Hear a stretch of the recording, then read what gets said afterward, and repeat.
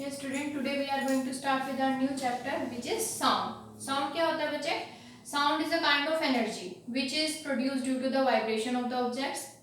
देखिए, sound it is a form of energy which produces of sensation of hearing. ये sensation of hearing को produce करती है. It helps us to communicate with one another. अगर हमारी sound सामने वाले पर्सन के पास तक पहुंचेगी ही नहीं तो हम कैसे कम्युनिकेट करेंगे.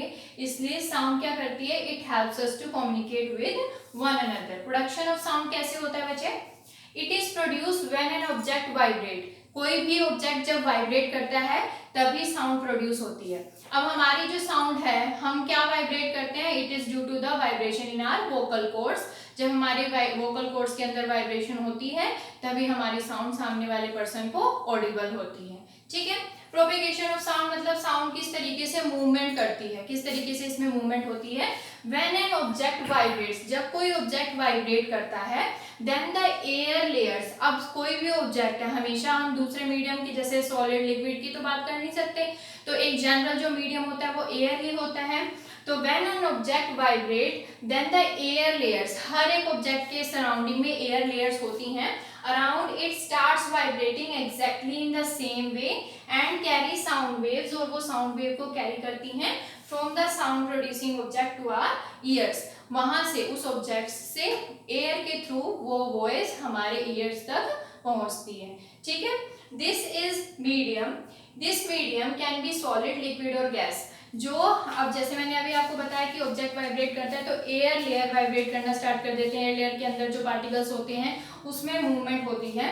तो हर बार जरूरी नहीं है कि वो एयर ही हो. मीडियम कुछ भी हो सकता है. वो मीडियम सॉलिड भी हो सकता है, लिक्विड भी हो सकता है और गैस भी हो सकता है.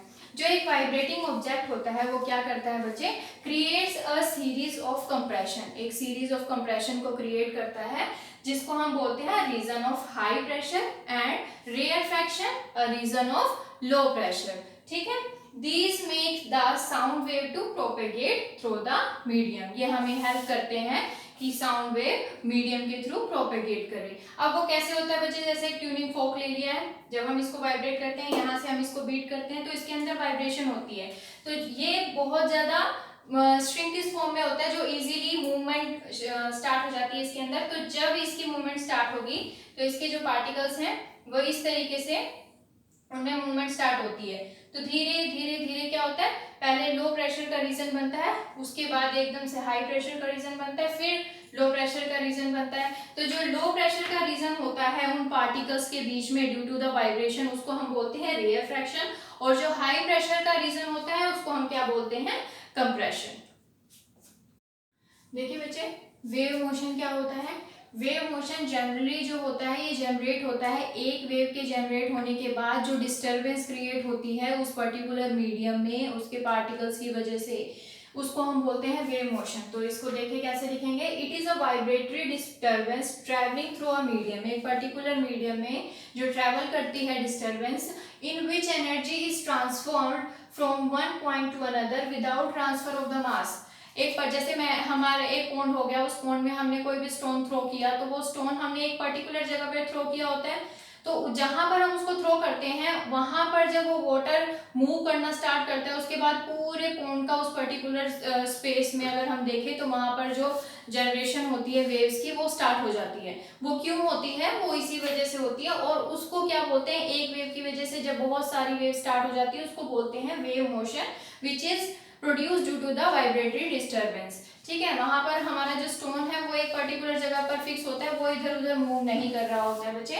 अब देखिए बच्चे, क्रेस्ट क्या होता है, maximum displacement of the particle in the upward direction. जैसे इस तरीके की वेव जनरेट होती हैं तो यहाँ पर ये जो अपवर्ड डायरेक्शन में पार्टिकल की मूवमेंट होती है इसको बोलते हैं क्रेस्ट, और जो डाउनवर्ड डायरेक्शन में होती है इसको बोलते हैं थ्रफ. ठीक है. इसको बोला जाता है अपवर्ड डायरेक्शन में जो इसकी मूवमेंट होती है मैक्सिमम डिस्प्लेसमेंट, उसको बोलते हैं क्रेस्ट, और जो डाउनवर्ड डायरेक्शन में मैक्सिमम डिस्प्लेसमेंट होती है उसको क्या बोलते हैं, ट्रफ. उसके बाद कैरेक्टरिस्टिक्स ऑफ द वेव्स अगर हम बात करें तो एम्पलीट्यूड क्या होता है, maximum displacement of the particle in a medium on either side of the mean position. Either side का मतलब चाहे हम अपवर्ड बात कर लें या हम डाउनवर्ड बात करें, maximum displacement of the particle due to the mean position. Mean position का मतलब जैसे ये पर्टिकुलर एक फॉर्मेशन है यहाँ पर वेव की, तो मीन पोजीशन ये हुई बच्चे, और इसको बोलते हैं हम एम्पलीट्यूड। इसको कैपिटल ए से रिप्रेजेंट किया जाता है, ठीक है। उसके बाद बात कर लेते हैं हम वेवलेंथ, जिसको लैम्डा से रिप्रेजेंट किया जाता है। What is wavelength? The distance between two consecutive rarefaction और द कंप्रेशन। अब वेवलेंथ की अगर हम बात करें तो वेवलेंथ जनरली क्या होता है?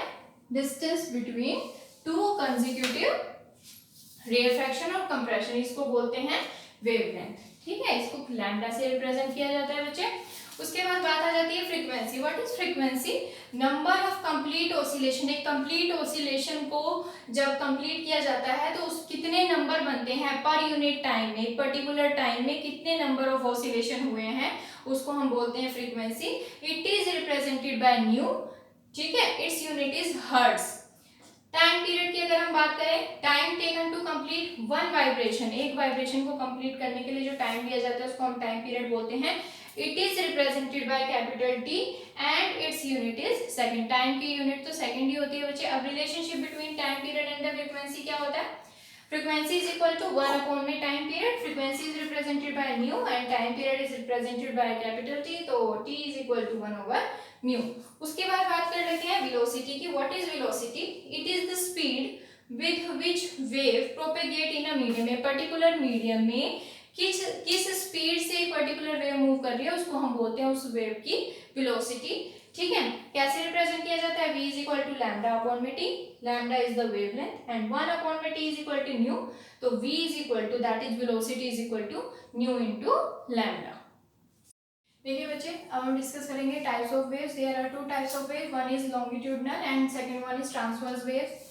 लॉन्गिट्यूडनल वेव्स क्या होती है बच्चे? Particle displacement is parallel to the direction of wave propagation. मतलब कि सपोज कर लो ये ट्यूनिंग फोक है, मैंने यहाँ से इसको ऐसे मूव किया और इसमें वाइब्रेशन स्टार्ट हुई, तो इसी के डायरेक्शन में ही वाइब्रेशन होती है, पार्टिकल की डिस्प्लेसमेंट होती है, ठीक है।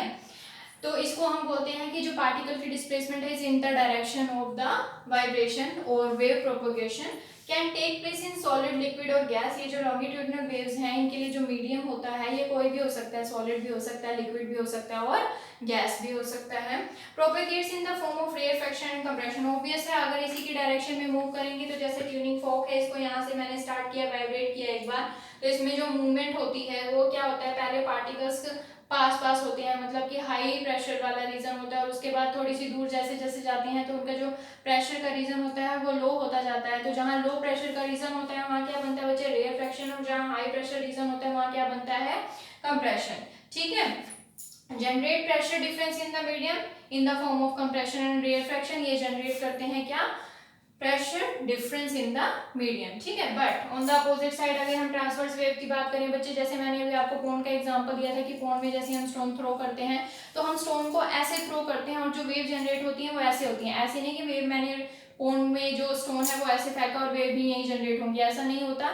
मैं ऐसे स्टोन को थ्रो कर रही हूँ तो जो पानी है उसमें वेव्स जनरेट होती हैं, तो वो क्या होता है?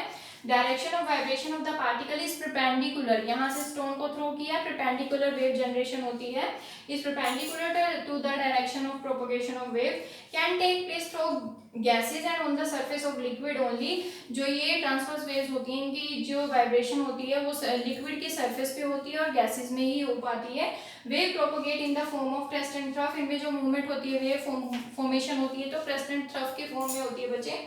जैसे ये बनाया हुआ मैंने, ये जो अपवर्ड डायरेक्शन में मैक्सिमम डिस्प्लेसमेंट उसको क्रेस्ट बोला जाता है, और अगर हम डाउनवर्ड डायरेक्शन में मैक्सिमम डिस्प्लेसमेंट की बात करें तो उसको ट्रफ बोला जाता है। No difference in the pressure is created. ये जो क्रेस्ट और ट्रफ का एम्पलीट्यूड होता है बच्चे वो सेम होता है, तो यहाँ पर ये नहीं कह सकते कि यहाँ पर डिफरेंस है।